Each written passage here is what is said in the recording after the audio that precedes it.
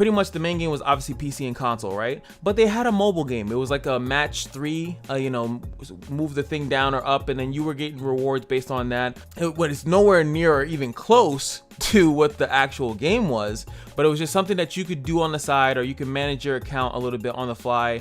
And then when you did that stuff, it would actually then, you know, go to your main account, and then you would get resources that way. I think that this game would work with that, you know, or games going in the future. And I think people, even if you were to play Genshin, like the fact that you're trying to play this super action-based game on your phone, and yes, we're looking at Phantom Blade Execution is, again, super action-based game on the phone, and I know that that's what they want. They want to they want to push out this narrative of that you can have this super advanced game on a cell phone, play it as you go, but I think that it just hasn't worked so far. I think the games like the Epic 7, the games like that, you know, the turn-based games and some, I think that those are fine, but when you try to get action-based on a handheld, then you just have to compare, it's gonna get compared to a Switch game.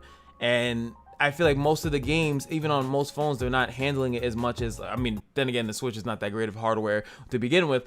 I think some phones might beat out a Switch, but I hope you understand what I'm saying. Like, the phone is, I mean, the phone's, maybe I'll take that back. Maybe I'll take that back, because the internet, you have phone internet, right? You don't have to be on Wi-Fi in comparison to the Switch, so it is a little bit better. But I feel like most phones aren't up there yet. They're not that big. You know, I think my main point is that you'd probably want a tablet. Like, a tablet would be more, you know, go head to head with a Switch more than a phone. A phone is like very small. It's not supposed to be big. It's not supposed to be compact. But when you want to play something that looks good, you usually want a bigger screen and things like that.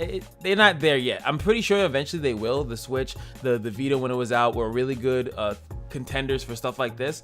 But when I look at a game like this, one, I don't want to be doing too much on a phone, but I don't mind doing like optionals, like maybe certain daily missions are stuff that you can do on the phone, or they can actually have it that there are certain specific things that you do on the cell phone and then certain things that you do on the actual PC, which I know sounds like too much, because a lot of people don't want to do that much grinding to begin with. Honestly, I don't think that would be that bad of a thing, because then you have two different grinds. You have a grind when you have a few minutes at your computer, and you have a grind all throughout the day that you can do, and it doesn't have to be as stringent. That depends on how much resources, how important the resources are, that will make that good or bad.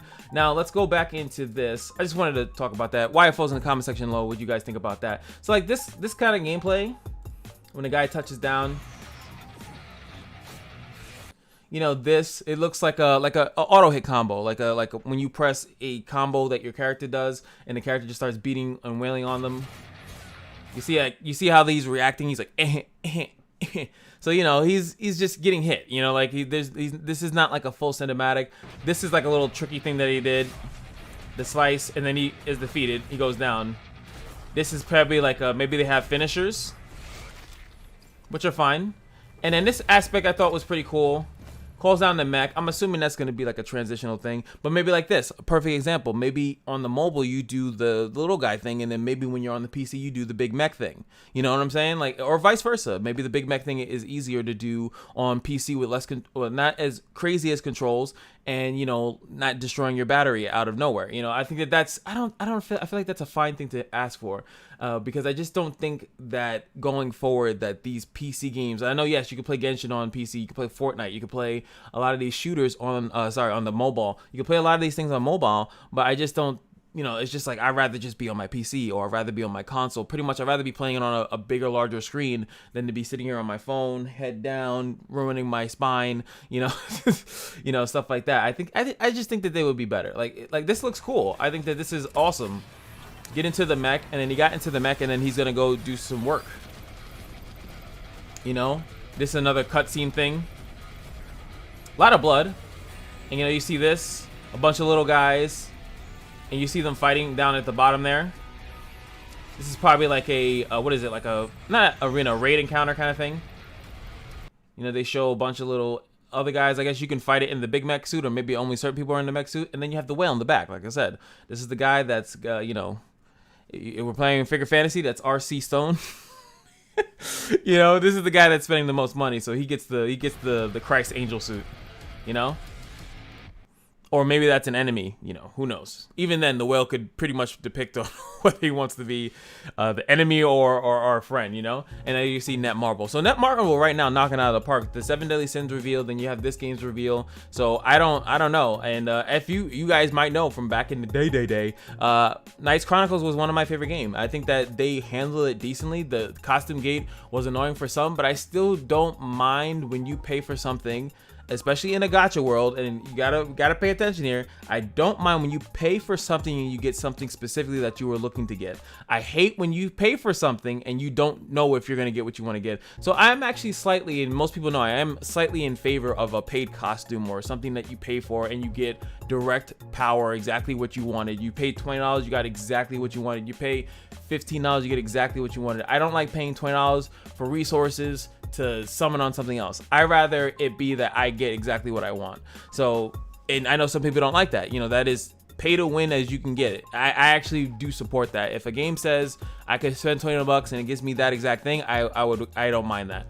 But at the same time, I'm also the type of person that would rather just pay $30, $40, $50 for the same thing, or for the entirety of the game, and get everything and not have to have RNG lead me down the path. You have to remember what kind of person I am. So I would rather this game not be free to play and be a $40, $50, $60, whatever, $75 title, and I get to do everything. As Chaotic, the person I first saw the video from, he compared it to Anthem. Anthem was a full titled game, and if they kept up with enough content in the game, then it would have been a great purchase, right? Everyone would have been like, I spent 60 whatever dollars, I still play this game today. A lot of these paid games that a lot of people still play today, or the people that constantly dump money into MMOs on a monthly basis. What's the difference between an MMO and this game if it's a monthly service, or they have a pack that's really good for your resources that you spend monthly on? There's literally no difference.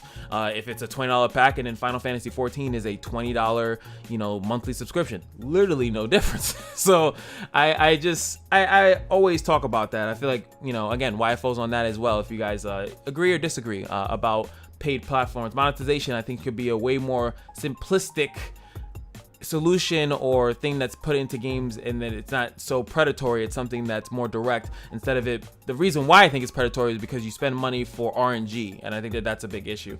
Anywho, I think that this game it looks pretty good. A little snippets of gameplay that we did see, I think it looks like nice. It looks like something I would be interested to, because I was actually, if you guys don't know, I was really big into Anthem. I think that Anthem was going to be one of the games I would definitely wanted to sink my teeth into, but then obviously we all know that it bit the bed. It bit the bed hard. But looking at this kind of looks like Anthem. It has, you know, if you can customize the suit, you know, obviously item drops are the big thing, the looter shooter kind of thing, looter Gundam game, you know, change the color of your thing. Maybe if you could change your big mech, or maybe if you could design the big mech, maybe if it's not tied, because I think in Anthem each thing was tied to specific things. So like you had your Wraith thing, you know, the 3 different classes, so but maybe you can just make them look like whatever, and then you have your abilities and it doesn't really matter, you know, whatever. There's a lot of flexibility that they have, and I would be interested to see where this game goes the coming years, however long it takes for this game to actually come out. But that's MFO. Now you guys know. YFO's in the comment section below. Let me know how you feel about RF Project. I think that's what they're calling it. RF Project is the name of this game. So if you guys are about it, let me know. Until then, like, comment, subscribe, and just remember that every day at the Kashino is your lucky day, and I'll see you guys in the next video. Peace.